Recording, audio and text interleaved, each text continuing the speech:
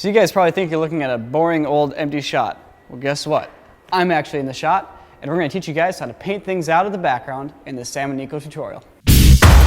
So one of the most common techniques that you'll use if you're doing visual effects is painting things out. And what this basically entails is getting a clean plate of the background. Basically, let's say you're like making a person invisible. You'll get a shot of the background for the shot that you just got without anybody there, and then you also get the shot with your actor or subject doing whatever it is that they're doing.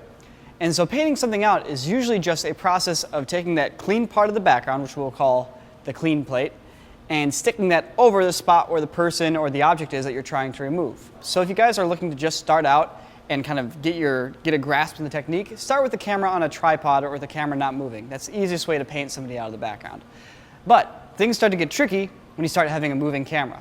So in this tutorial, we're actually going to cover how to paint things out with a camera that is doing a panning or moving motion. We are not going to cover how to paint something out with a camera that's actually moving in space, like translating up and down or moving forwards and backwards. That requires rebuilding your environment in 3D, and that's too complicated. So we're going to cover what we call a nodal pan, where the camera's staying in one spot and just looking around. By the way, another handy tutorial to watch that'll help you with this tutorial is the Buju nodal pan tutorial that we have on our channel. Anyways, guys, let's get started. All right, so let's give you guys a demonstration. All right, so let's say this is a great shot and a great movie, but we accidentally got the light stand in the shot. Now, as you can see, this is a moving shot. There's no tripod. You can see the camera panning with me. But now, poof, this is gone, and it looks clean. And that's because what we're doing here is we have a clean plate of the background that we're going to get once we're done with this shot, and it's motion tracked into the shot that we're recording right now, the one that I'm standing here talking in.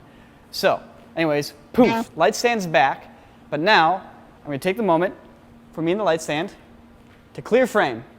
You'll take your camera motion, you'll motion track it either in After Effects or Buju or whatever motion tracking program you want to use.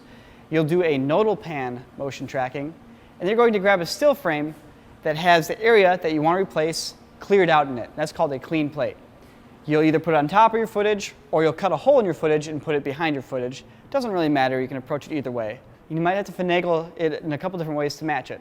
And there's some other things that we'll talk about in terms of how to match perspective as we go into this process further. So when trying to paint somebody out of the shot, here's a couple things to remember. First off, if you don't get a clean plate, you can always try making one using Photoshop. The content-aware fill is actually a great way of filling in a spot where somebody would be against the background.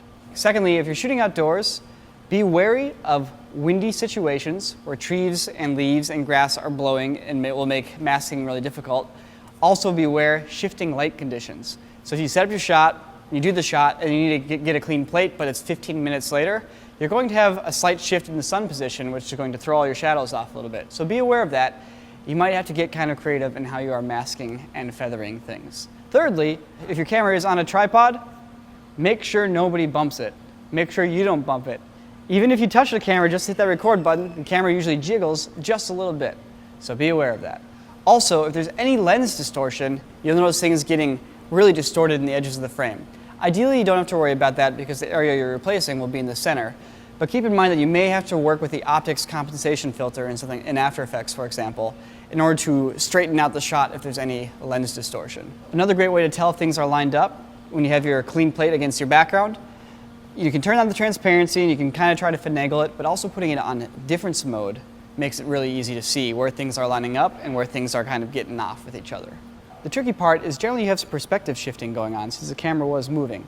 So find that one frame where you're going to line it up and then use corner pin to move the corners into the right spot and shift things around until the perspective lines up. If you had grain in your original footage but using a still frame for your clean plate, you'll need to put some grain on the clean plate so that it moves and you can tell. That way you won't be able to tell, it's just like a little hole cut out.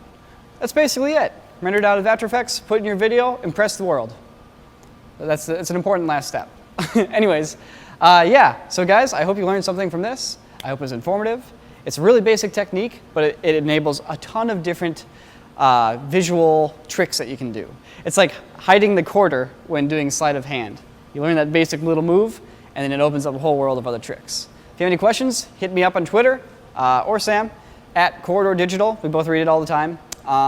Or leave a comment on YouTube, and we'll do our best to answer it. All right, guys, take care.